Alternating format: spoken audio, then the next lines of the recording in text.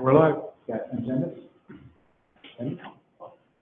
Okay, we're going to call to order the November 8th meeting of the Council Rock School District Finance Committee meeting. First, we'll go around the table. Mike, you want to start? Mike Thorwart, School Director. Matt Fedrickson, Director of IT. Robert Berger, Superintendent. Marion McKee, School Board. Doug Taylor, Director of Operations. Bob Reinhardt, Business Administrator. Mark Bialik, School Board. Yes. Oh, there it is. Okay. So just do it. All right, yep, just go right through. Bob. Good evening, everyone. This evening, we're going to have some pretty detailed discussions here. And in fact, a portion of this is something that's going to be discussed, that the spreadsheets and things that we're going to discuss will be online tomorrow, but it's too small and can't be shown on the screen tonight. But you'll hear our discussion in regard to that. And that is really our 5-year forecast and our fund balance projections. And we're going to be going over that first, which is to review the 5-year forecast, fund balance in the next few years. We're going to then review the overall district finances, the general fund, although the major fund, we have some other funds, and I want to show you guys where we are with that. Have some good news and then some okay news, but still some good news there. Then we're going to go to the capital planning and financing scenarios, and I'm going to show you where we've been for the last 8 years or so and where we are now. As everyone knows, the market conditions have changed greatly, and that is going to affect our ability to borrow. So we'll show you some items there. And then for the board agenda, administrative agreement, independence, Blue Cross. You may remember when we did the stop loss insurance, we talked about a reduced fee from Blue Cross Blue Shield, and I'll be showing you all about that too. Update on the food nutrition agreement. It's something that I signed, but I want you guys to be aware that it's an updated agreement. The last one we signed in 2004. And then Mr. Bialik then is going to talk about the selection of the insurance broker, which, if you remember, that's been going on for 2 years or something like that. We're finally to a point where we're going to make a recommendation. Okay, the way I want to start, as I normally do, is I want to show you back in January 28th of 2016. Okay, so I just want to note for the record that Ed Tate, Senator Devine. Thank you. Back January 28th of 2016, I did a 5-year fund balance modeling, and I want to show you where we ended up in 17. So that's over 2 years later, and where are we compared to where I projected us to be, or I showed you some variables in where we can be. Our fund balance at June 30, 2018. I can't believe it's counting. Well, that's 2018 is 21,385. If I look at the mean, if you will, and I'll show you this again, the projection was 18.9 million. If you look at the best case scenario, I had down to 24 million, and the worst case scenario was 10.7. So we are in between the best case and the mean. One thing I'll hesitate when you say that, say, oh, well, we'll always be a little better than Bob thinks. We've been in economic expansion for all of these years. If we have a recession, earned income tax drops a little, and some other interest rates, whatever happens, we could easily be back down here or even down in this area. And I'll show you how I've done that, but it's just going to lead up to our next discussion. Okay, I'm going to hand out the 5-year projections. Bob, would you remind us what's your recommended reserve range? We're going to talk about that because it's not an easy answer. I can talk about where we are, but I will tell you, as our fund balance goes down, and I will tell you some stories, and you're going to see one up here. As our fund balance goes down, it reduces our ability to make some decisions that may not have been planned, and I will explain some stuff that's going on for that. If you see this, When I look at the increase and decrease of fund balance from operations, it will remain constant. Mean will be used for the example, and I'm going to show you all of that. Each year we'll transfer $3 million in the capital reserve. You're going to see some of these, and you're going to say, why are we moving $3 million when our fund balance is so low? And I would expect that we make the decision not to move it anymore because our fund balance is too low. But I'm just showing this as we go where we are. Committed fund balance will remain the same. Unassigned will be reduced or increased due to the annual fund balance fluctuations. That's just me distributing fund balance. And when I show you this, you'll understand what I mean. Any questions on the assumptions? Let's go to the next page. Okay. What I have done is we always talk about what my variance or the budget variance is to actual. And as you'll see, from 2012 to 2018, our revenues always come in a little higher than what we budgeted. Our expenditures have come in lower than what we budgeted. Okay?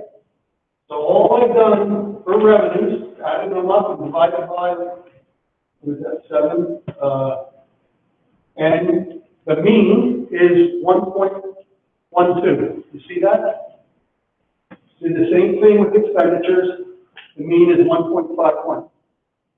I'm just going to caution you, when you see we had a really good year in revenues, our revenues exceeded our budget by quite a bit in our realm.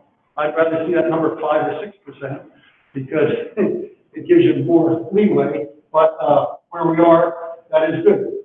Interest earnings came up quite a bit, and we're still catching up to the earned income tax and how that's been increasing, although it went down this year. Here, our expenditures, we went over why we overexpended salaries. I showed you some reasons for that. But that is the closest we've been in all these years. And I've always said that, especially on the expenditure side, every time we have a bad budget or a tight budget and cut staff, and more water's falling out of the towel, and there's less there to make us okay.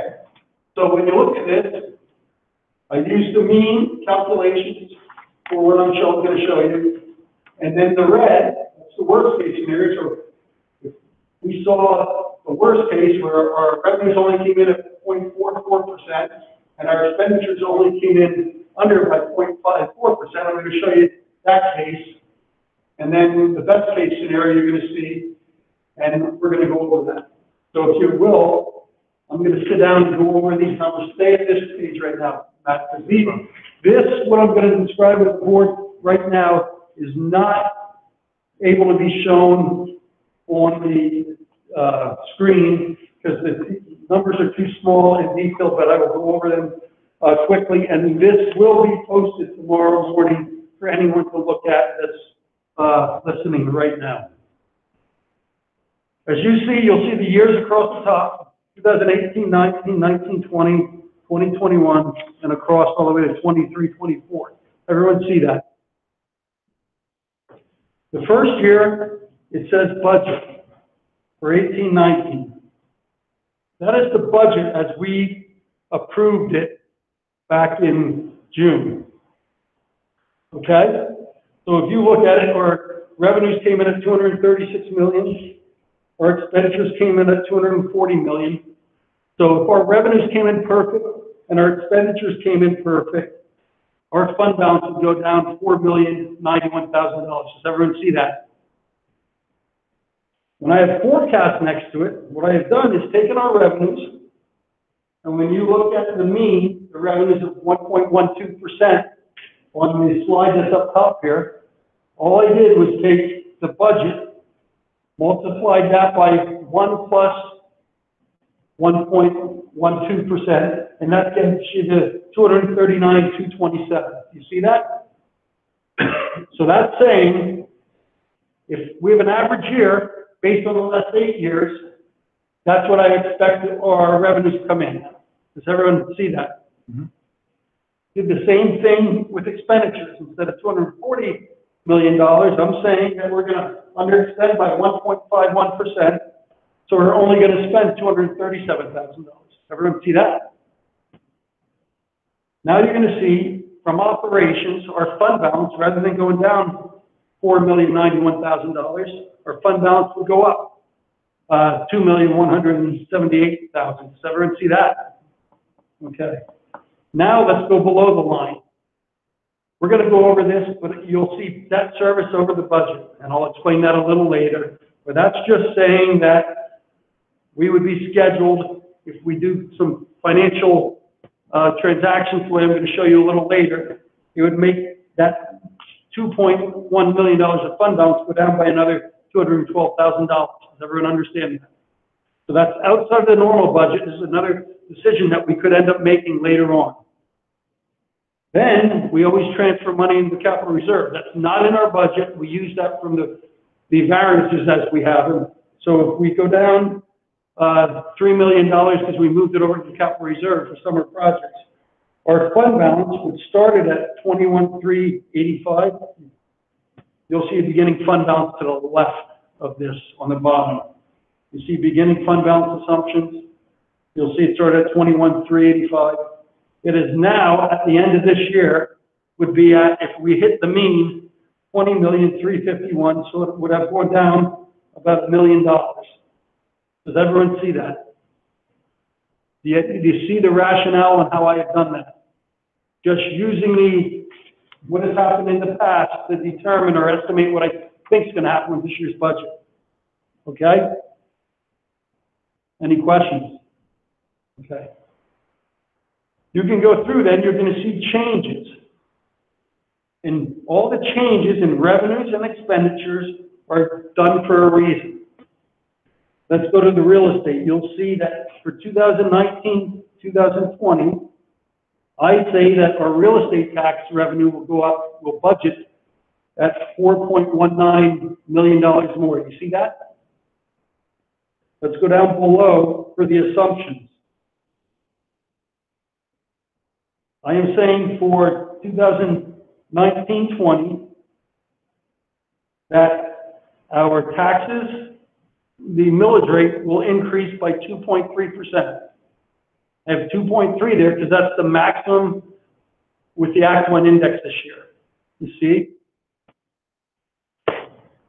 I'm also saying that other revenues are going to go up 0.75%. And I decreased that from 1% before because the new state funding calculation for basic ed subsidy really hurts us now because we're the fourth highest in per capita income in the state. So I've reduced that because I don't think we're going to get as much state revenue as we had in the past.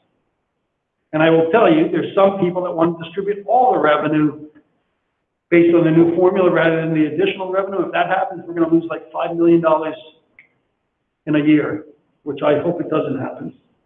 Okay. So then you'll also see that the 300 to 900 objects are increasing by 2%. That's everything from utilities to books and all those type of things. And then you'll see the retirement contribution rate is 34.79%. Okay? You go back to 300, 900, you're just using that 2% as some build inflation adjustment? Yes. Okay. Yep.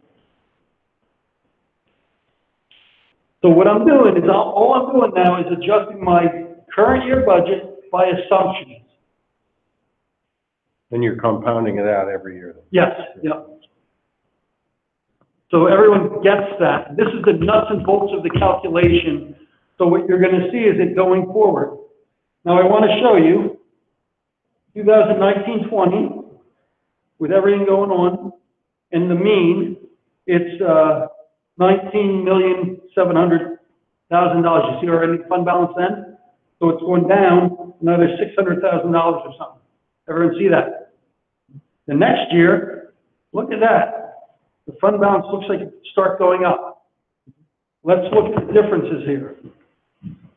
I want you to highlight retirement.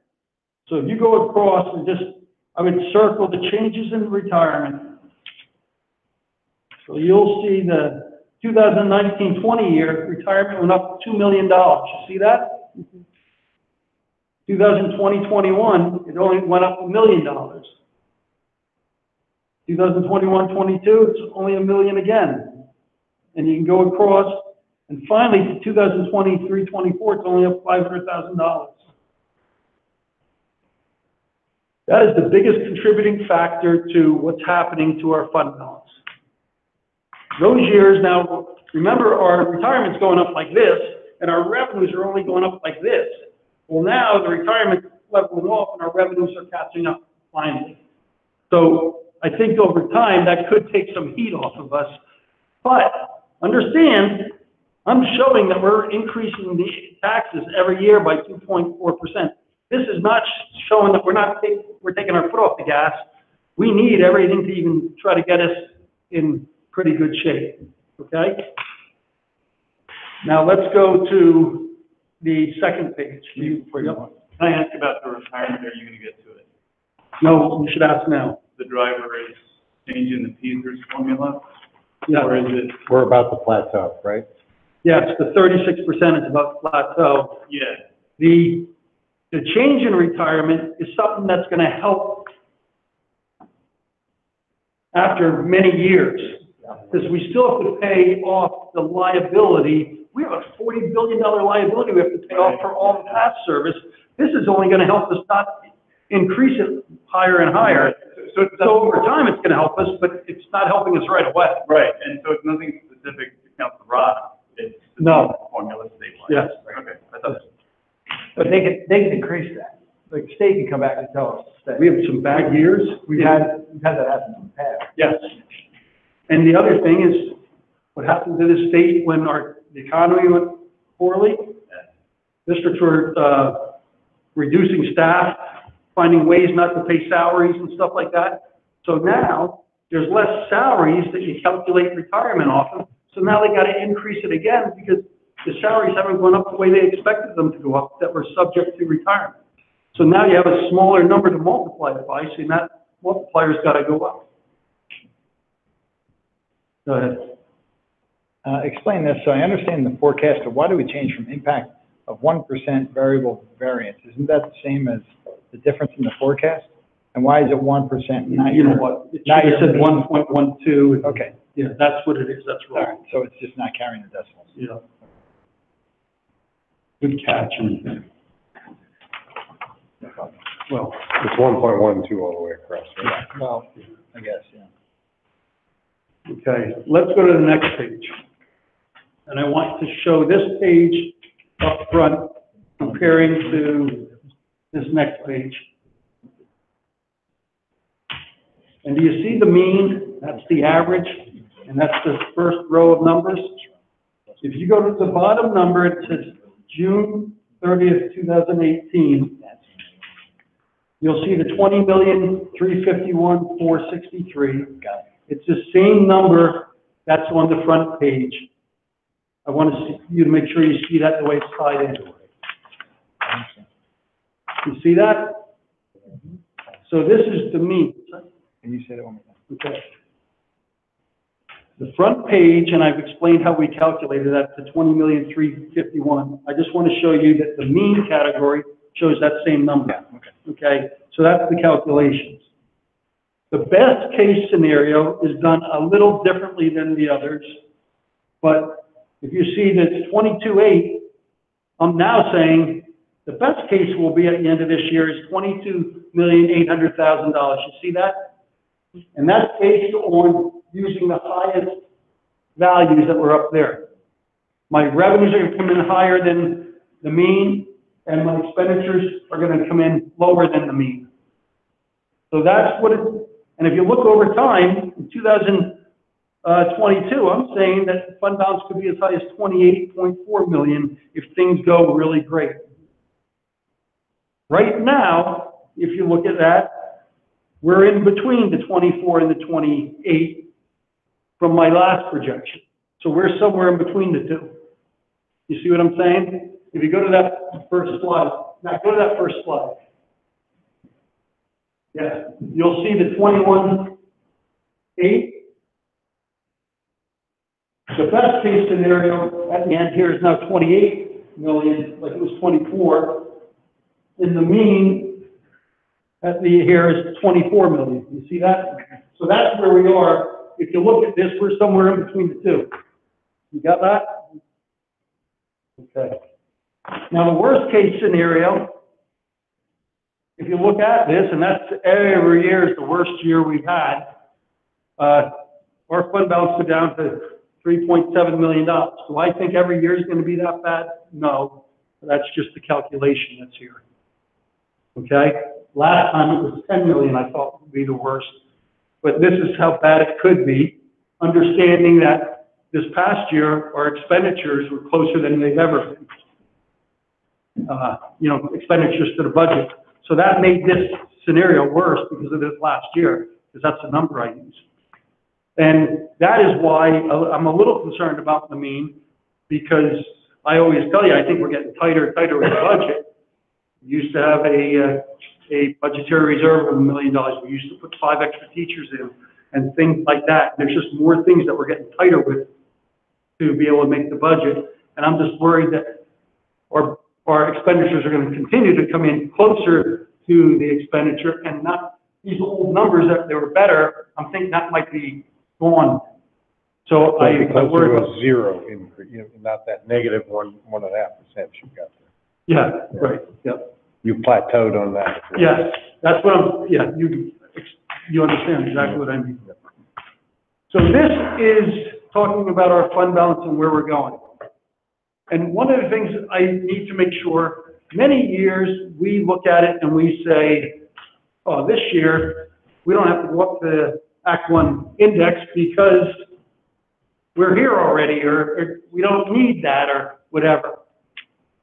The years that we only went up and 0.25% and 0.61%, we'd be in a lot better shape to be able to do things that we need to do.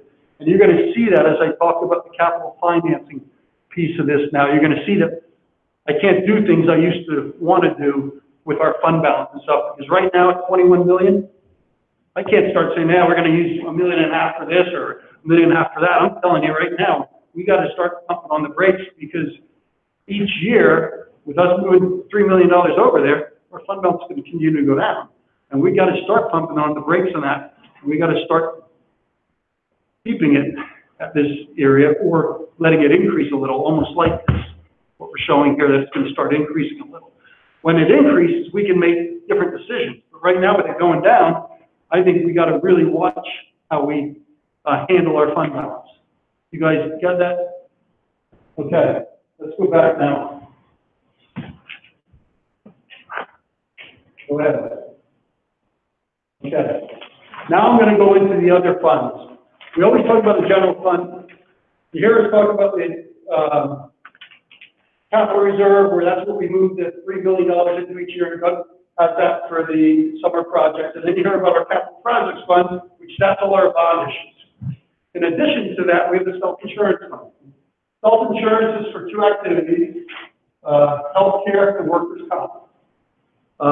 Why this is important, especially for healthcare, is when a premium is paid, the employee is responsible for X amount of percent of that premium. We are responsible for the other percentage of it. If you don't have it segregated, you could have a bad year or a good year. If it's a bad year, guess what? The general fund or the government pays a lot more towards that insurance, because we never match it up with what the employee pays, because all we do is we spend everything through the general fund, and we'll take what employees give us, but it might not have been enough. If you remember, we had to prop this fund up by $1 million one year because we were going in the red, and that was just contribution from the general fund.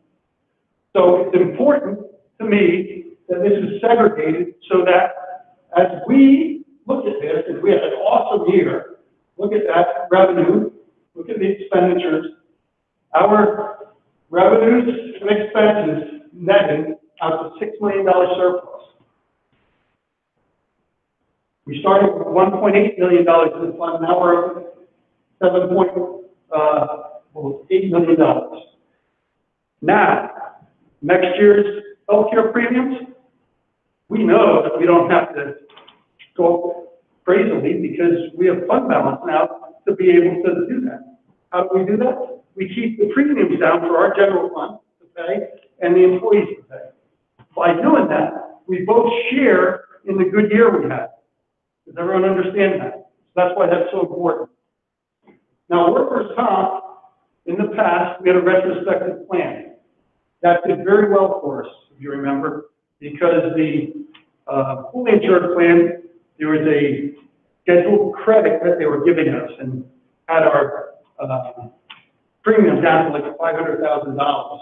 If you looked at the premium without that scheduled credit, it would have been $1 million. And we were able to pay like $400,000 for a retrospective plan.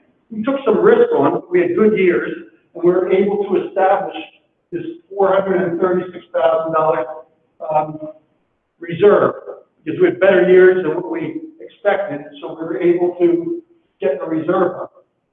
Unfortunately, in not this past year, no, we paid this past year, the year before, we had an employee that was injured to the point he could no longer be employed and work any longer. So we just had a settlement so that we could get that off of our thing. Because we had the reserve, it didn't cost our general fund anything. We still have a reserve of $228,000. Right now, fully insured plan is so low, we don't want to take any risk on because they gave us another scheduled credit, I guess it's called. And so we're not taking a risk on it, we'll just pay that and know we're not going to have to go above that. But at a point where the market gets tight again and they're going to say, oh, you're paying the full boat, we're going to go get a retrospective plan again and say, should we get into it? And now we have some ability to shelter ourselves in the general fund. Does everyone understand that? So if you see anything, I want to show you this. Look at last year. Our claims for health insurance were $5.7 million. This year they're only $14.5 million. Prescription drug, and I don't have the report to say it's utilization or pricing, but look at that, $6.8 million down to $5.5. You do remember that we moved to the Caremark with that consortium, and I got to tell you, I believe that is part of it. Okay. The other thing I want you to look at is stop loss insurance. $490. We've had a good year. We had to pay $529,000. People are getting out of the stop loss business and everything. There's going to be something that we're going to have to do differently where I think stop loss is going to get very expensive. One of the reasons they say is that there's no longer the $1 million maximum to be paid. So I've been told one insurance company or one school district had a $7 million claim or something like that, and it ate up everything that in the business of one insurance company. Okay, there's going to be something that goes on there. I don't know if there's going to be some pool that we can put money into that helps everybody and isn't coming from insurers or something. That's going to change. So good year in self-insurance, and I think that's the best news we had all year. Okay, next. This is a pretty simple one. September 30th, I took the asset balances of the capital reserve fund, $7 million. Encumbrances, that means that we still have to pay vendors for things that have been done, of almost $2 million. So I'm saying this includes the $3 million we moved over at the end of June. We have $5 million that is unencumbered. Doug came in October and he used my number and I said it was $3.7 million. So that's the difference. Okay?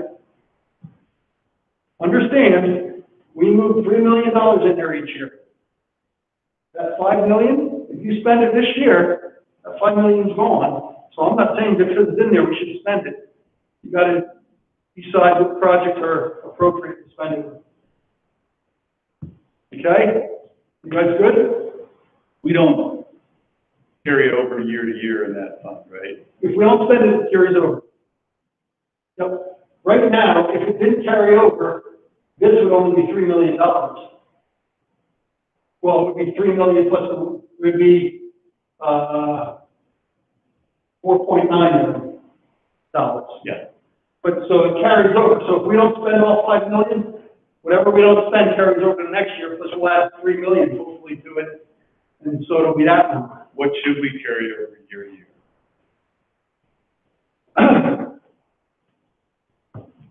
The projects have to have merit to spend the money. This is, year stuff, this is really tight. Yeah. Mark has seen other school districts, I showed him one down in town, they have $110 million in there. So when you look at this, we're not close to, in the relevant range to a lot of, some other districts. I think you probably see the same in Central Bucks and things like that. So when you say what it should be, or what Bob would like it to be, I'd like all our schools to look great, and then have a little money left. So, okay. Thanks. Yeah. Okay, capital plan, financing plan. Doug has shared the numbers he shared with you at the last, FATCOM meeting. And then I worked with, PFM. I'm going to show you some scenarios that you'll understand. The constraints I told PFM after they gave me the first look, when you see the first look, you'll understand why, we couldn't do it. I told them that we could increase debt service each year by $100,000. And when you look at this, you'll see that I've increased debt service by $100,000 in budget each year. Maximum variance between actual and budget cannot exceed $300,000 in any year. If you remember, in the past, I would say, oh, you can use some of our fund balance to get our debt service in properly, and I didn't care that much. In fact, if you remember, we used to put money towards some of the refinancings to make them better because it was better that way. I'm telling you now, we have to watch doing that. We can't do things like that anymore because then your fund balance is at a critical point that we can't just easily say, oh, let's take more out of this. If you remember when I first got here, we used to do technology leases. And in 1 year, we paid them all off because we were paying 3% interest on each one of those leases. And we were only earning 20 basis points on our money. And I'm saying, I'd rather give them the money we made, I don't know, $30,000, $40,000 each year by paying the leases off because we're not paying that interest anymore. So if you remember, we were using fund balance to do stuff. We're at the point now that I'm not sure we can. Go ahead. Okay. I also want you to see where we were because it's going to show you that it's more difficult now. But I want to make sure you know that July 1st, 2010, that's actually the first day I was here. I asked PFM to give me these numbers because we were in a lot of activity. For our value of construction borrowings, we borrowed almost $170 million to be able to do what we've done so far in the district. It's a lot of money. We also, at the same time, were able to take higher interest rate bonds, almost 150 million of those, and refinance them for lower interest rate bonds. That means we're able to save in debt service $12.6 million. Is that annually? No, that was over the time. And I'll show you on the charts on the way that shows up. We're 8.45%, so it was 8.4% of 45% of the total bonds we were able to save in debt service, which is very, very good. You usually don't do a refinancing unless it's at least 2% of the bonds. So this is 4 times that, so it's really good. This is what was funded so far. So I want you guys to look at it and say, yeah, we've done a lot, and we've done good work here. So I want to make sure everyone knows that. This isn't like, oh no, we haven't done anything, and now you're telling what was me. Okay, let's go to the next one. Okay, this is going to be the nuts and bolts of this.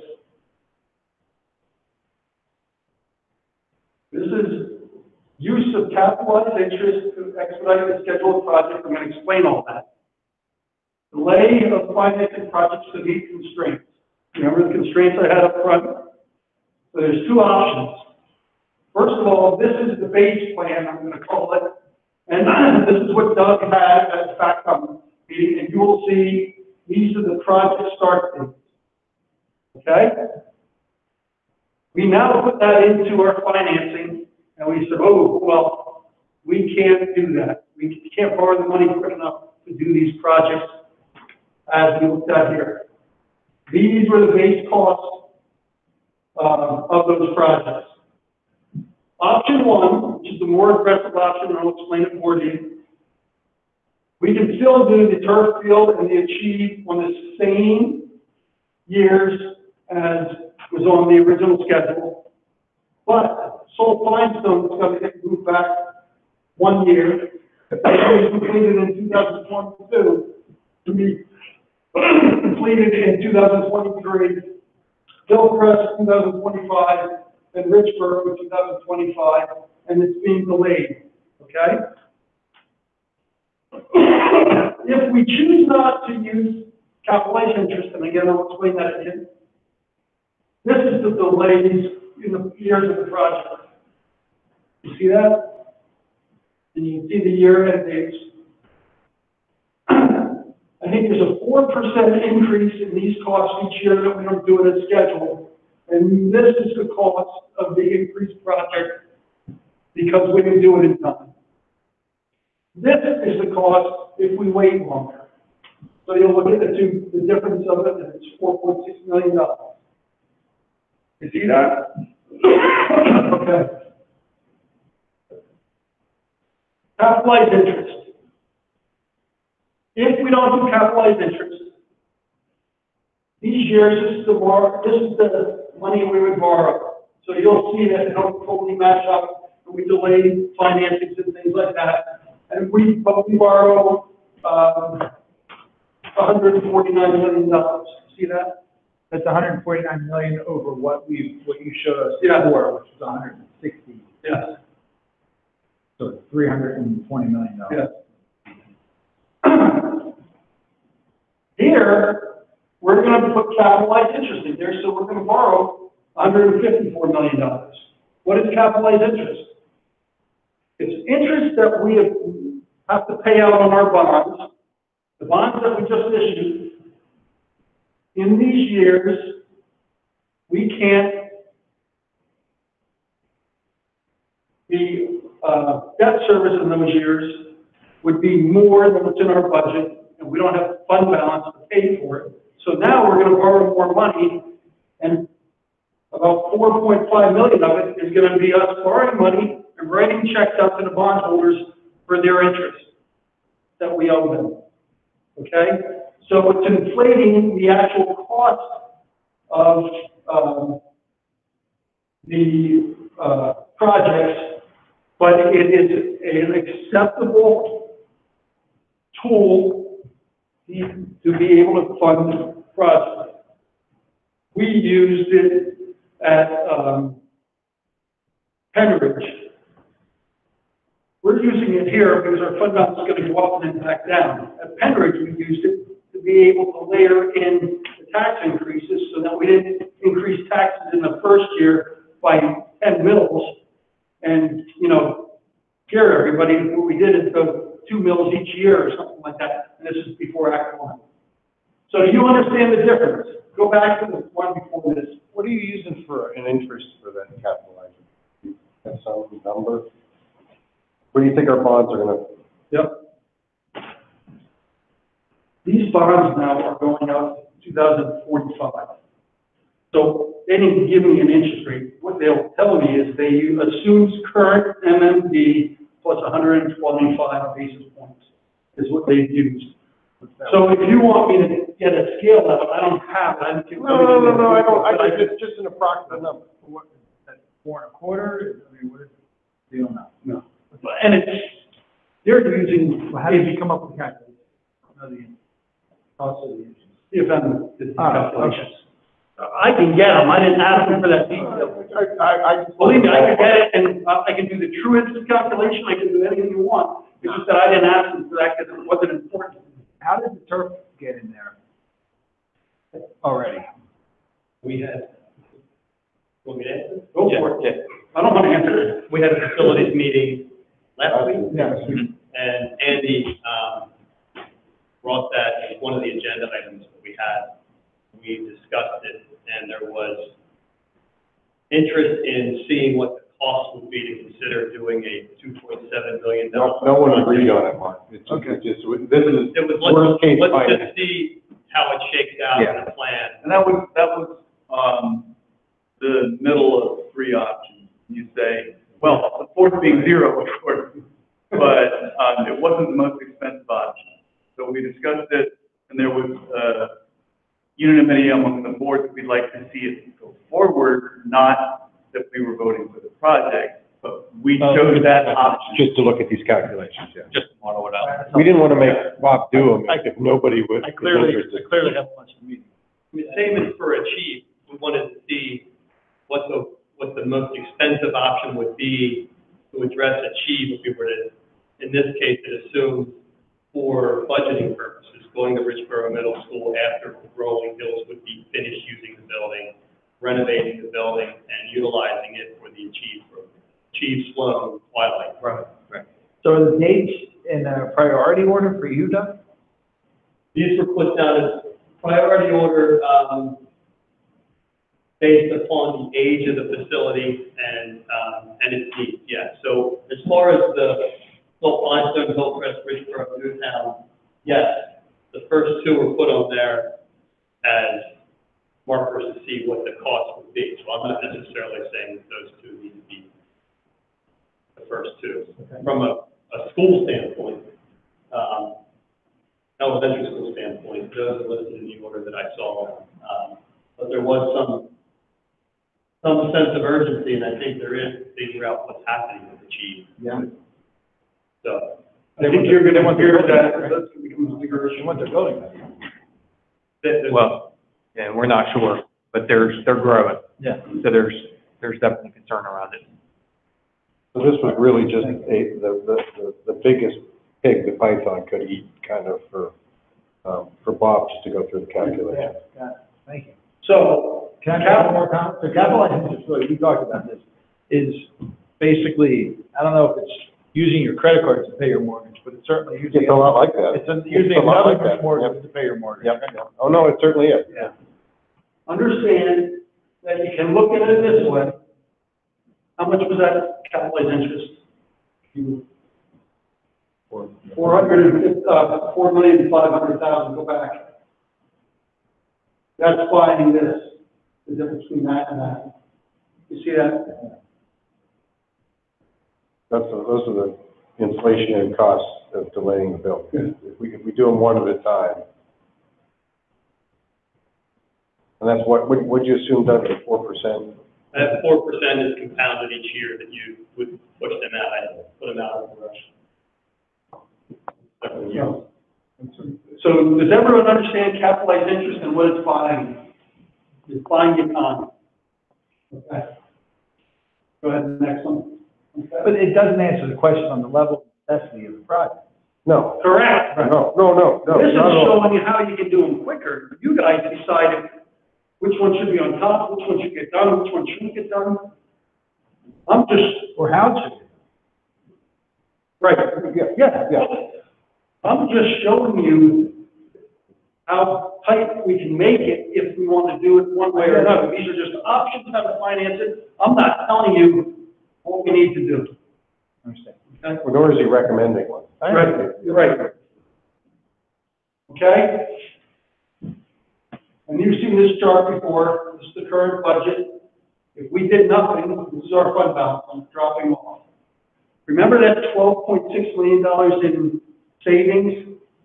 When we did that for, refinancing, what we did, we were able to chop off pieces of existing debt service so that we could fit other debt service in. So that 12.6 really played in great to be able to chop off pieces so that we could fit other debt service in, and it didn't have as big an impact on our taxpayers, but we're in a different environment. So you understand this, the current budget situation, this is our debt service now as it looks, and this is our budget, so we have available space. Go ahead. What I have said is, what we need to do, and I told PFM this, the next 5 years, we're gonna increase our budget debt service by $500,000. If you remember, when I talked about this last year, the year before, I started with $1 million I wanted. Remember, we put in 600,000 at the end. This is almost replenishing to the $1 million I was hoping. So that's $100,000 each of the years. I don't think it's a huge budget impact. It's not like we're putting $600,000 in, but this is something to plan for the future. Take a look at that. The first time PFM did their numbers, and we're going to do all the projects right up against each other, we're going to have to use $35 million of fund balance or budget a lot more debt service. So we knew we couldn't do that. So we knew we were going to have to do something else and change it. Okay, go ahead. So what we did is all this red is based on the capitalized interest. This is what the debt service was before. I found the year, if you're looking at it. Yeah. And this is what our debt service would be now. Okay, Matt. So when you look at this, here's our budget. Here's our debt service. So let's talk about it. The budget is increased by $100,000, like I've been telling you guys. We would use $1.7 million of fund balance in these years. Each year or total? No, total. That's the total amount. It'll Not carry over 35 to- million, it's this whole area here, 1.7 million. But then, the one thing you'll see in our schedule, Newtown is listed in the beginning schedule, and now it's not listed, because as we do this, we can't fit Newtown in until our debt service falls back down in 2028 and 29. You see what I'm saying? Because we can't borrow the money because we're at capacity? Is that the idea? Yes, or we're gonna have to increase debt service again to do it. Okay? Okay, go ahead. If we delay the projects, we use $1.4 million of fund balance, and we would look like this, but it would cost us a lot more because of the increasing cost and inflationary impact of it. Okay? Go ahead. Go back, please. Okay, go ahead. Oh. Okay. That's that, so you understand where we are with that, and that's something you can study some more and all that, when you understand the concept. And there's a slide after this that we're going to talk about credit rating. Mark and I have talked about credit rating and what this would do to credit rating. Go ahead. Okay. Last Friday, I got an email from the Middle Buffalo Tech, and they've also said we need a plan for, they need about $4 million in renovations, and that we have to pay about 39% of that, or $1.56 million. They're looking at July 19 to January 31st of 2020. We could have them go out and get that. It'll be on our debt schedule. But because of the way that debt is structured, it's going to be a higher interest rate. So our debt schedule anymore, we're paying for it.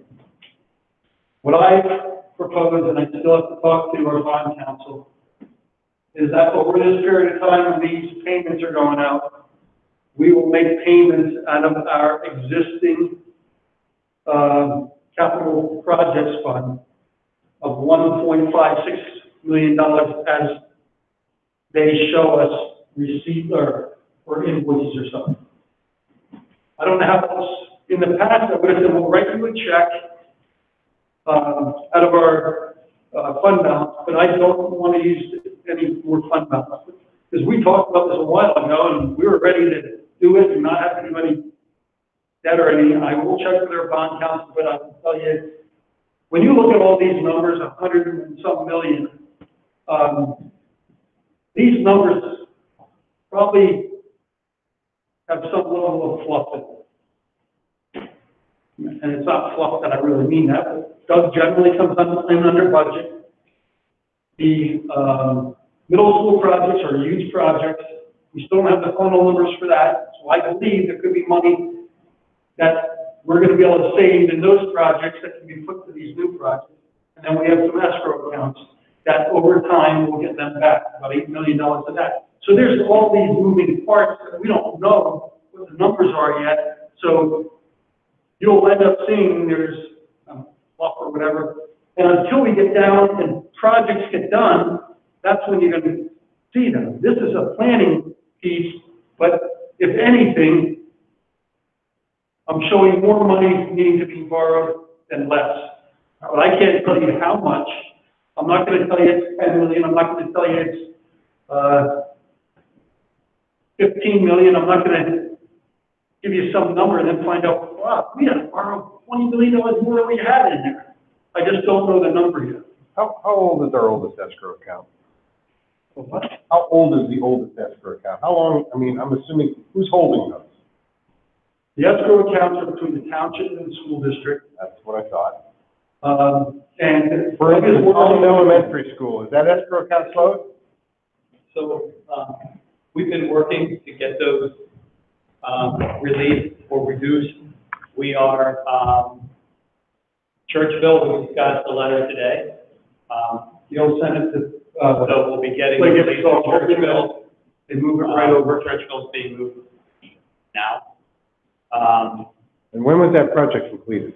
Churchville was completed, well, 5 years ago. Do they sat on that money that long? There's just been back and forth, it's been, and then we showed we were satisfied, and nothing happened, and then we finally had talked about what language we need to send that, and we'll actually get the money. It was the language of, the Pliget release letter or something to that effect, and they responded immediately to that. Holland Elementary School, we are one document away. I received from the civil engineer today, as a matter of fact, the hard copies of as-built civil engineering drawings of the site, the notice of termination to DEP, and East Burning Gray filling out a document for us that we need from a legal standpoint. That will be, I think, $1.3 million once that paperwork is addressed. And then, what was the other one? Holland? Welch? Good enough? Good enough. Good enough. Good note is about 900,000, and Terry, the group from Terraform Engineers is helping me pull together the information on that. So we should be there soon with the others. So not that it's a lot of interest, but we get the interest on that escrow. Yes. Yes. Couple of basis points. It's inflated. Before we had a letter of credit, we were paying. Now we have it and we're earning interest. So there is interest. It's just that we can't get it out of the money. So I can't put that down and say, Right. These are assets to use. Right. We'll be about a year and a half away until we can go after Holland and Newtown. That is like 3, 4, 5. That's $5 million. $5 million. I hope they draw some down in the fourth. We should be able to request a reduction in that, once we finish these and it's still. Okay. Okay. I just don't want them laying out there and being held up by a piece of paper. We can, you know. Everyone's cooperating, we're working. Okay. So the Middle Bucks Institute of Technology, you're gonna hear stuff about that now. You understand what my plan would be to finance it, and, I think that would be the way we should go. That's why I asked about the escrows. One of those escrows, maybe you'll pay for it. Yep. We have 39% of the student population there. Now, this is based on our market value compared to the other, district's market value. That's how the capital portion is paid based on market value, not about AGMs. That's the operating portion of it. Thank you. Okay. Now, we talked about all this stuff, and Mark and I were talking about how this will impact our credit rating. if we choose to do whichever thing we do. I just put in here that, the last report talks very specifically about, our reserves. Our reserves are generally the general fund reserves, unlike some of the other districts that I said have a lot of capital reserve and things like that. The stable outlook reflects S&P Global's opinion of the district's strong reserves, which are supported by good management practices and access to the broad and diverse economy. We expect that management will continue to proactively manage any capital or other budgetary pressures and maintain stable finances over the 2-year outlook window. So they're basically saying, you guys better keep going, don't keep going down. Should any pressure arise that leads to a structural imbalance and a deterioration of reserves with no plans to correct the rating could be lower. Okay, so that's why I'm saying we can't just keep going down or our rating will be low. If the district is able to increase reserves at the same level, then at levels commensurate with higher rated peers, holding all other factors equal, we could raise the rating. They are totally focusing on what our reserves are. And when you look at the picture that we have, although our reserves, people look at them as good, think about it, if we have a $240 million budget, we actually spend about $20 million every month. So think about what reserves we have. We have 1 month's reserves, not saying it should be 6 months, but I have 6 months in reserve at home. Good. Me too. Isn't that where you're going? Yeah. So anyway, I'm just saying that our numbers isn't as great as people want to think. Okay, credit ratings okay, I did get some scenarios on why people, and there's 3 of them, why there have been downgrades. Okay. And one of them is my own employer. Anyway, board meeting agenda items. Doug, you're out of here. I'm out. Thank you. Thanks, Doug. Thank you, Doug. It's continuing, not long. I'm gonna take this opportunity to mention that Krista Marcel has joined the meeting. Can you pass the signage for Kristen? Thank you. If you remember, when we approved the stop loss insurance this year, we went to Highmark and got the stop loss insurance. It was a related organization to Independence Blue Cross. Independence Blue Cross said they would reduce our administrative fees, and for that reason, we actually saved money this year when you added the administrative fees with the stop loss treatment. 2007, 2008, 2018, we paid $50.59. This year, we're only paying $42.59, a reduction of $8 times the contract. $1,308 is the average, times 12 months. We're saving about $125,000 by signing this agreement. This is a 3-year agreement, and you'll see the prices are going up somewhat, but they're still not close to what we paid just a year ago. So I'd like to put this on for your approval, and it's with IBC. It's called QCC, which is a subsidiary of IBC. They're the parent company, but I think it's because it's third-party administrator stuff. They use a different company called rather than IBC. Everyone okay with that? No problem. I don't have any problem with that. You're looking out for us, that's good.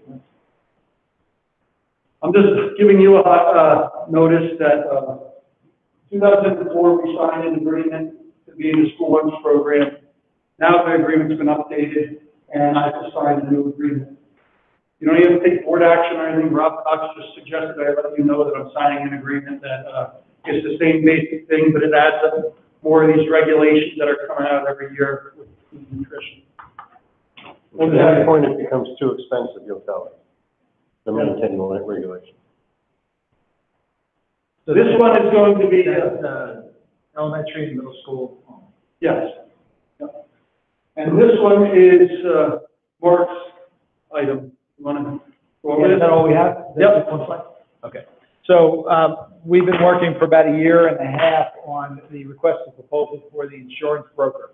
So, as you probably know, the insurance broker is the person that it represents or helps the district in finding the appropriate agencies and coverages for the property and casualty and workers' compensation. Is it just those two lines? Yeah, well, there's some bonds, smaller bonds Right. and stuff, and student accident insurance, I guess. So we've had the same broker for the past, call it 25, 30 years. We thought it was prudent to put out for a request for proposal. We received 4 responses back. The original committee was myself, Denise Brooks, and Wendy Thomas, and we had a difficult time arranging for the interviews. So we put it back on the agenda, or in queue anyway, and Kristen Marcel agreed to sit on the committee as well as Joe Hidalgo. And we notified the 4 respondents that we wanted to schedule it in November.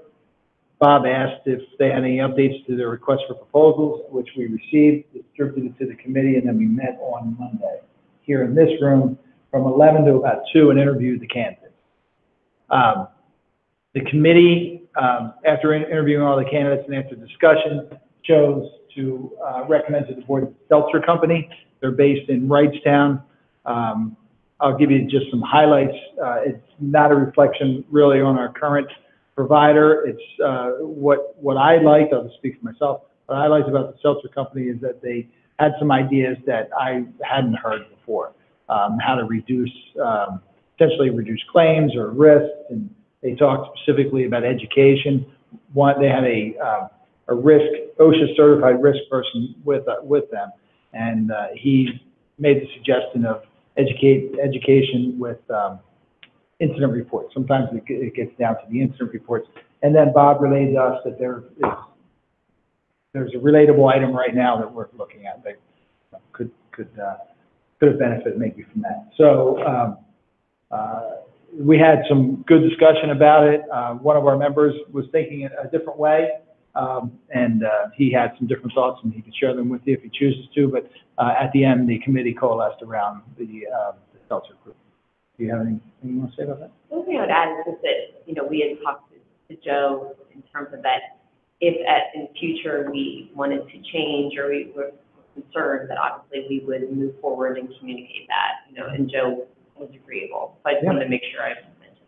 You can get out of these, we have escape clauses for these every time, so. 30 days. Yeah. 30 days or nobody has. Yeah. So it's not.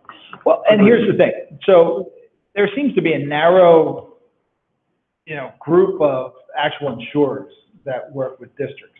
So it really comes down to how the broker is going to help us look at things and kind of help shave risk and maybe cost, but I guess you can shave cost by avoiding risk, right? So that's what we like. I'll tell you though that the group we're recommending, the Seltzer Group, is the only company that does not have a school district in its portfolio right now.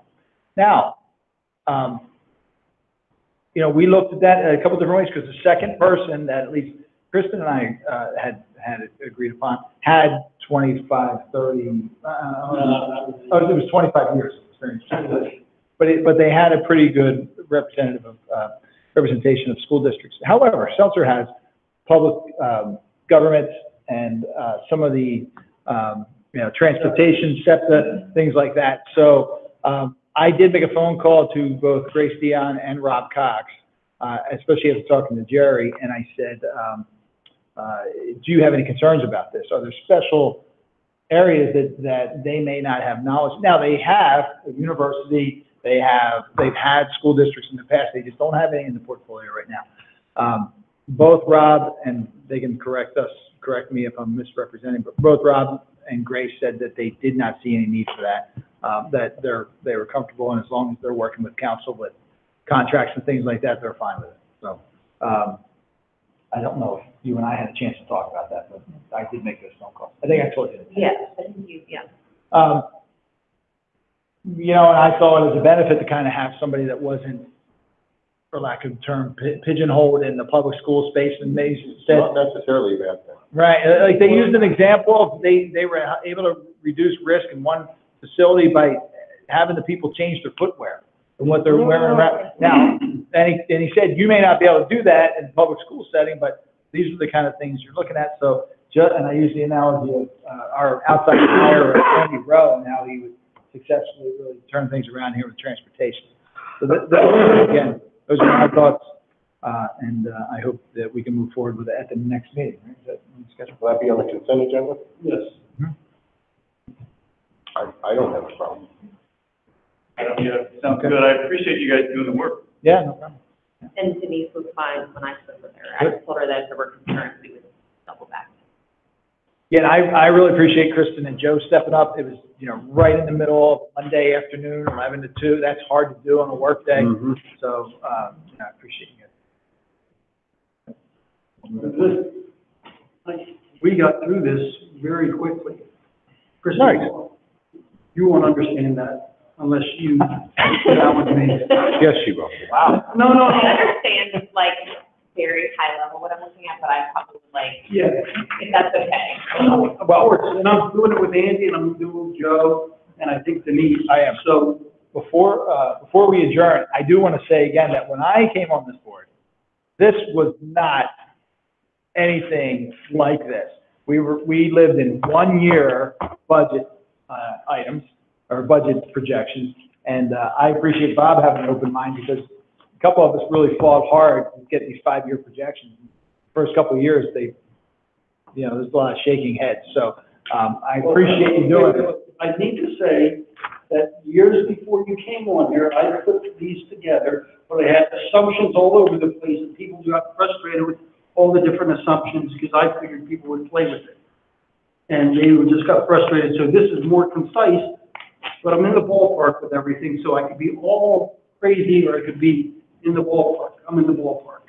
A nice graphic, if you just plot your projections, I think, for, just, out years, best, worst, and mid, Yep. that'll help people too. Yeah. There's just a visual to go with all these numbers. Yep. I don't mind the numbers, but a visual goes a long way. Good point. Just line I graph. think it's Just the important to line. always go back to say what you thought and what really happened. Yeah, And it should happen every year, just like I do with the budget. and that'll be your fourth line on it. Yeah. Okay, any final committee comments? And seeing there's no public, we won't have any public comment, and. Okay. Oh, you want to announce it? I don't. Okay, if there's nothing else, we'll adjourn, meeting adjourned.